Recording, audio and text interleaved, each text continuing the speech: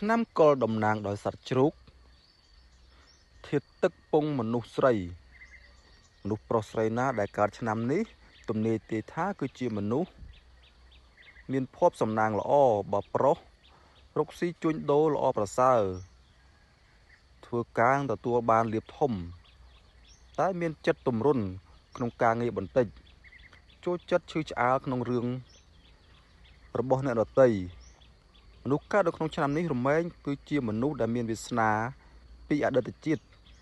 មានគំនិតនិងប្រាជ្ញាខ្ពង់ខ្ពស់ស្រឡាញ់ភាពស្ងប់ស្ងាត់និយាយស្ដីតិចចូលចិត្តដេកច្រើនចិត្តធ្ងន់តែបើមានរឿងរ៉ាវកើតឡើងអ្វីមួយហើយនោះនឹងមានការគុំគួននៅក្នុងចិត្តជានិច្ចចំពោះមនុស្សកើតឆ្នាំនេះភាគច្រើនមាននិស្ស័យនឹងថឹង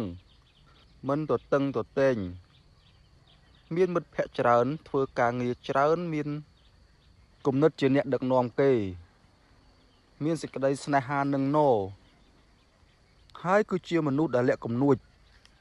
ពូកែប្រច័ណ្ឌច្រើនមុខរបរដែលស័ក្តិសមសម្រាប់អ្នកដែលកើតឆ្នាំកុរគឺធ្វើចំនួនជួញប្រែនឹងអាចទៅជាអ្នកមានទ្រព្យសម្បត្តិស្ដុកស្ដម្ភនៅក្នុងជីវិត